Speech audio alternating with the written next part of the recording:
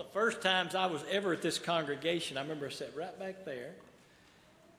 And years ago, Wiley Dean was leading singing, and you had an end of the year singing.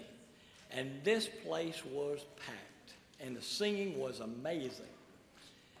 And I was a teenager at that time, and you still sound good. All these years later, still sounds good. You got some good song leaders and these young men. I remember when Robbie was just a little boy at Hamilton, and now look at him. He's singing and leading in God's church. I'm so proud of him and so many of you. Let's see. Yeah, I wanted to show Jude this. Where's Jude at? Hey, there you are. Jude made me the sweetest card, and you can't have it, Kim. I know Kim's got her eyes like I'm gonna hold on to this. If you can't make that out, it says it's to Mr. James, and it's a horse, and he knows I like horses, so thank you. Jude likes to come out to the house from time to time and see animals, and this week, let's see, maybe it was Friday or Saturday, Jude, I went out there to feed the chickens, and I was surprised because someone had hid her eggs from me, and I went out there and she had babies, and I didn't even know she was sitting on the eggs. And so I got a picture of her. You can't see it too well, but she is so proud of her little baby chickens. And I am too. They're sort of fun to watch and look at. But one thing I have learned, Jude, about these chicks is, the mother, she is not like right on top of them all the time, but she's close by. She's real close.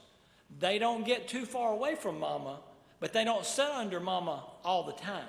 They walk around, they peck and scratch, and look at stuff. But Mama is always watching her chicks.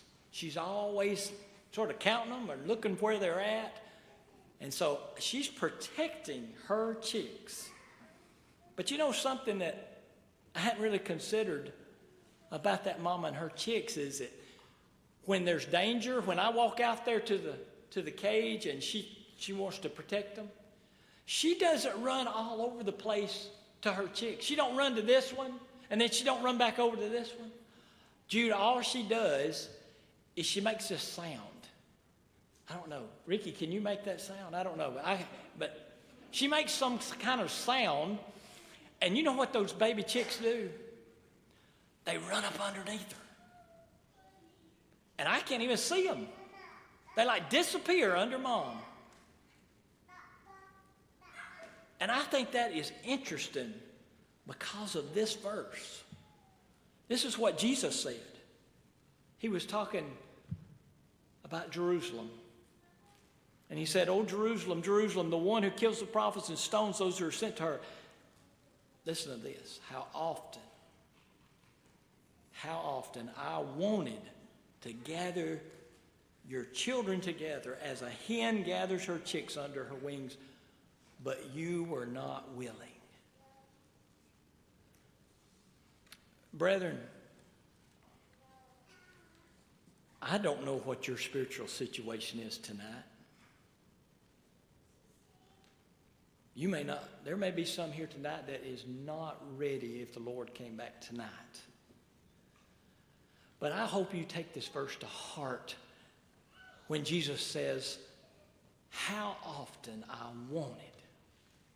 How often does Jesus want you to come to him? He'll take you back. I don't care what you've done. The Apostle Paul persecuted the church. King David murdered and committed adultery. I don't know, you may have killed somebody. I don't know what your situation is, but I know this. If the Lord will take those men back, he will take you back. And I hope in your heart tonight that you will consider that Jesus says, how often I just wanted you to come back to me. I guarantee you, if you'll come back to the Lord tonight, you give him your heart,